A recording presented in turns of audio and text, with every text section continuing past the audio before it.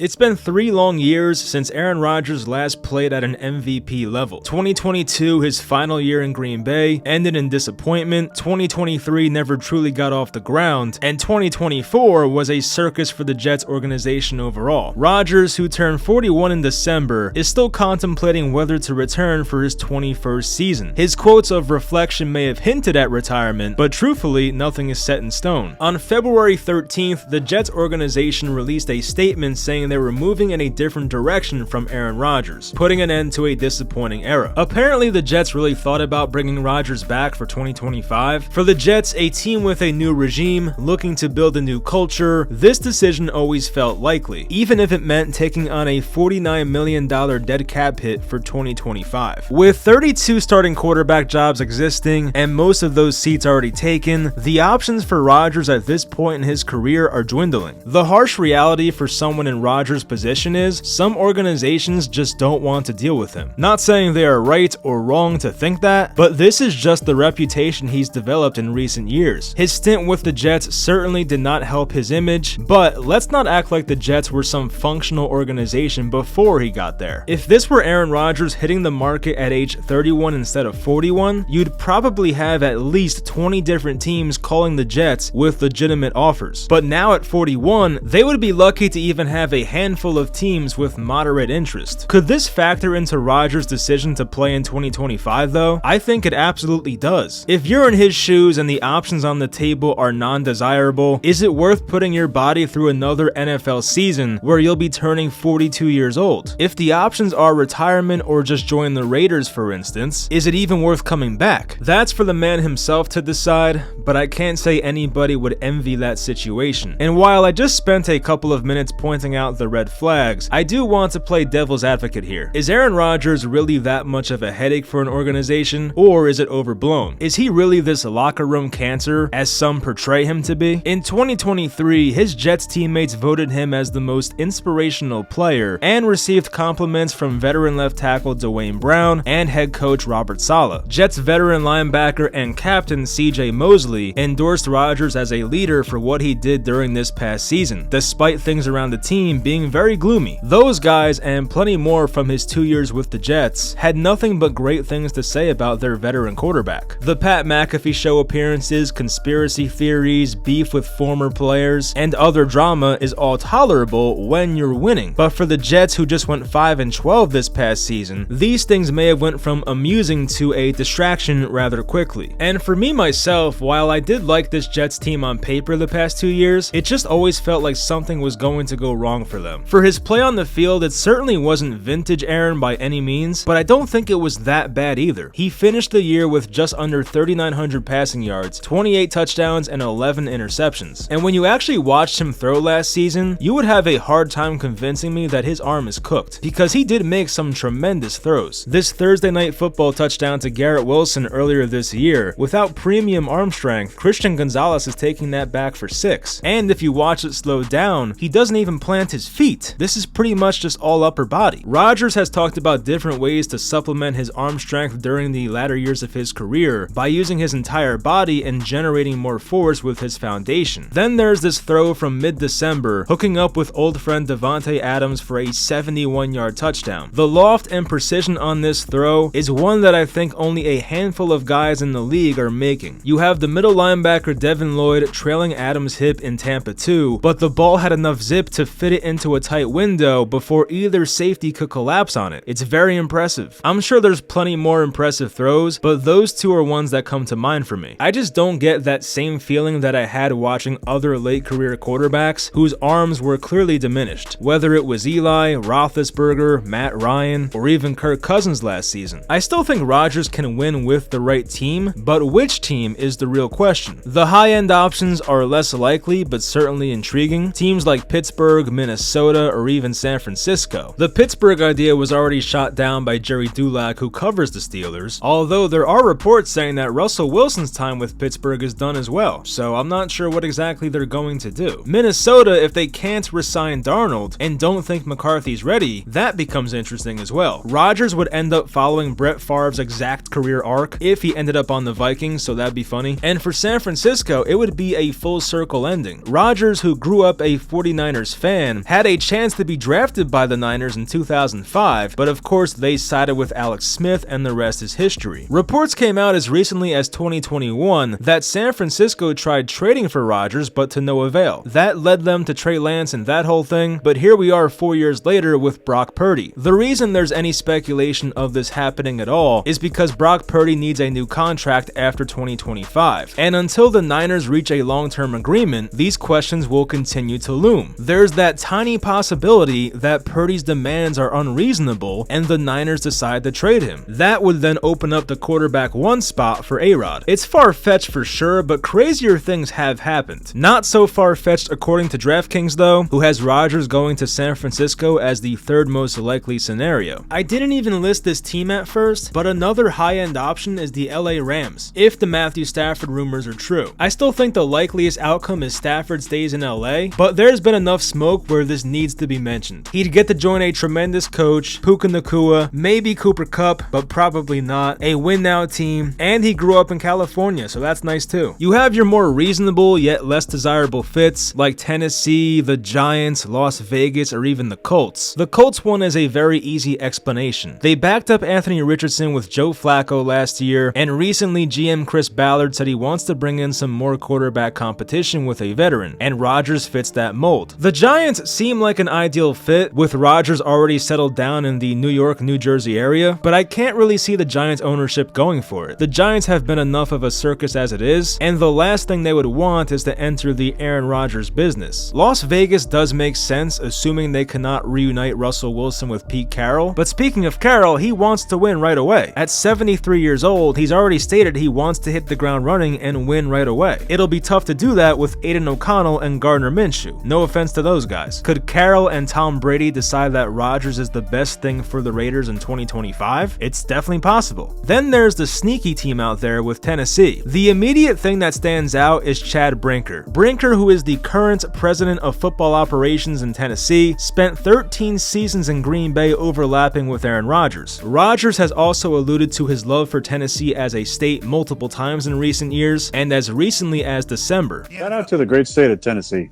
phenomenal state. It is a great people state. out there, great people. You got land there?